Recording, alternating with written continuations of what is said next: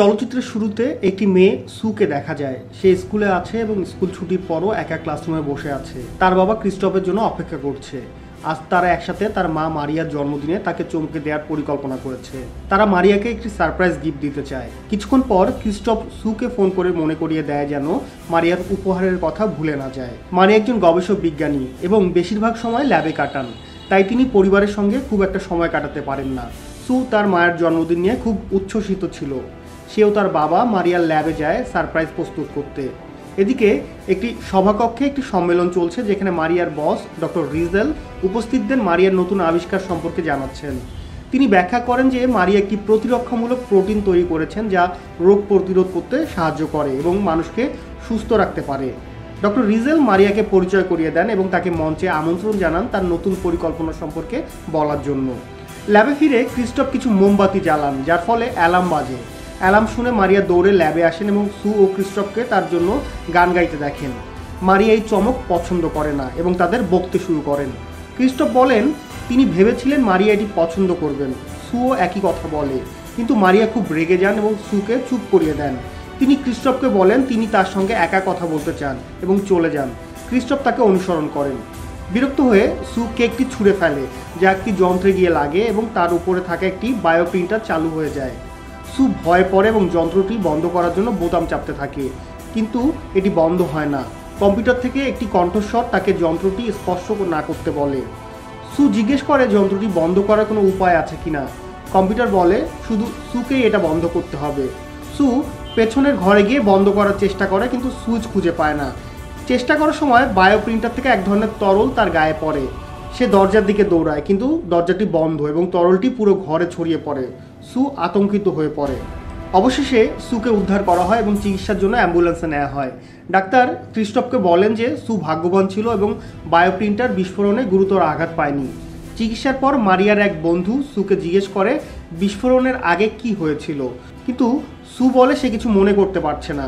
যখন সু ও ক্রিস্টফ বের হতে যাচ্ছে, তখন তারা রাস্তায় ডক্টর রিজেলকে মারিয়ার উপর চিৎকার করতে দেখে। মারিয়া জানে সু ভালো নেই, তবুও সে তার কাছে আসে না। এটি সুকে কষ্ট দেয়। বাড়ি ফেরার পথে সু তার হাতে কিছু অস্বাভাবিক অনুভব করে। যখন সে দেখে তার হাতে কিছু একটা জ্বলছে, সে তাড়াতাড়ি ঢেকে ফেলে এবং ক্রিস্টফকে কিছু বলে না। বাড়িতে সু বলে মা তো আমাকে দেখতে এলোই না। ক্রিস্টফ তাকে বলেন যে বিস্ফোরণের সময় মারিয়া সবার আগে তার কাছে এসেছিল। সু জবাবে বলে সে আমাকে দেখতে আসেনি, সে প্রিন্টারটা চেক করতে গিয়েছিল। আমি মনে করি সে আমাকে আদৌ দেখতে আসেনি। সেই রাতে সু তার প্রিয় সুপারহিরো সুপার মুনকে নিয়ে স্বপ্ন দেখে। পরে সকালে ঘুম থেকে উঠে দেখে তার হাত যেখানে জ্বলছিল অদৃশ্য হয়ে গেছে। সে বিস্মিত হয়, কিন্তু পরে হাতটি আবার ফিরে আসে। এতে সে অসুস্থ বোধ করে এবং স্কুল ব্যাগে বমি করে। ঠিক তখন ক্রিস্টফ আসে এবং জিজ্ঞেস করে সে ঠিক আছে কিনা। সু তাড়াতাড়ি ব্যাগটি লুকিয়ে বলে সে ঠিক আছে, কারণ সে তার বাবাকে চিন্তিত করতে চায় না। পরে ক্রিস্টফ তাকে স্কুলে নামিয়ে দেয় এবং বলেন তাকে একটি শো এর জন্য ভ্রমণে যেতে হবে, তাই সু কিছুদিন একা থাকবে। সু এটি পছন্দ করে না, কিন্তু কিছু না বলে বিদায় জানিয়ে স্কুলে চলে যায়। স্কুলে সে তার লকার খোলে এবং একটি পার্টির পোস্টার দেখে। টবি নামের একটি ছেলে তার সঙ্গে কথা বলে। এরপর আইলিন নামের একটি মেয়ে এসে টবিকে পার্টিতে আমন্ত্রণ জানায়। তারা হেঁটে চলে যেতে যেতে দেখে সু হঠাৎ অদৃশ্য হয়ে যায়। সবাই হতবাক ও বিভ্রান্ত হয় যে সে কোথায় গেল। অদৃশ্য এবং আতঙ্কিত সু মারিয়ার কাছে যায় এবং সব কিছু খুলে বলে। মারিয়া অবাক হয় এবং তাকে বাড়ি নিয়ে আসে। সে সু এর জন্য স্যুপ রান্না করে, কিন্তু সু তা খাওয়ার পর আবার অদৃশ্য হয়ে যায়। মারিয়া তাকে খুঁজতে থাকে এবং ফ্রিজ খোলার সময় সু আবার দৃশ্যমান হয়। মারিয়া বুঝতে পারে যে সুর শরীর গরম হলে সে অদৃশ্য হয় এবং তাপমাত্রা স্বাভাবিক হলে সে আবার দৃশ্যমান হয়। মারিয়া তাকে ল্যাবে নিয়ে যায় পরীক্ষা করার জন্য এবং আবিষ্কার করে যে বায়ো প্রিন্টারের তরল এই পার্শ্ব প্রতিক্রিয়ার কারণ। সু কখনো অদৃশ্য কখনো দৃশ্যমান হয়। নিশ্চিত হওয়ার জন্য মারিয়া তাকে একটি ডিভাইস দেয় যা তার শরীর গরম করে। সুর শরীর গরম হলে সে অদৃশ্য হয়ে যায়। তারা আরও আবিষ্কার করে যে সু অদৃশ্য অবস্থায় কাউকে স্পর্শ করলে সেই মানুষটিও অদৃশ্য হয়ে যায়।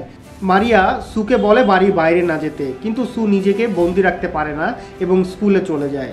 মারিয়া চিন্তিত হয় এবং প্রতিকার তৈরি করতে চায়, কিন্তু সু মায়ের কথা শুনতে চায় না, কারণ সে মনে করে মারিয়া কখনো তার কথা শোনে না। স্কুলে টবি বাইক চালাচ্ছিল, তখন সে সুকে দেখে। সে তার কাছে এসে জিজ্ঞেস করে আগের দিন কেন সে হঠাৎ অদৃশ্য হয়ে গেল। সু উত্তর দেওয়ার আগেই আইলিন এসে পড়ে, কিন্তু সে একটি ভুয়া ফোন কল পায়। প্রকৃতপক্ষে সুর বন্ধু অ্যাপ আইলিনের ফোন নিয়ন্ত্রণ করছিল। এদিকে একজন বিজ্ঞানী ল্যাবের সিসিটিভি ফুটেজে দেখে সু ল্যাবের বাইরে অদৃশ্য হয়ে যাচ্ছে এবং হতবাক হয়। সে তার সহকারীকে বলে ভিডিওটি গোপন রাখতে। সু একটি রেস্টুরেন্টে অ্যাপের সঙ্গে দেখা করে এবং তার গোপন তথ্য জানায়। সে ইচ্ছামতো অদৃশ্য হতে পারে, যা তার মা তাকে কাউকে বলতে নিষেধ করেছে।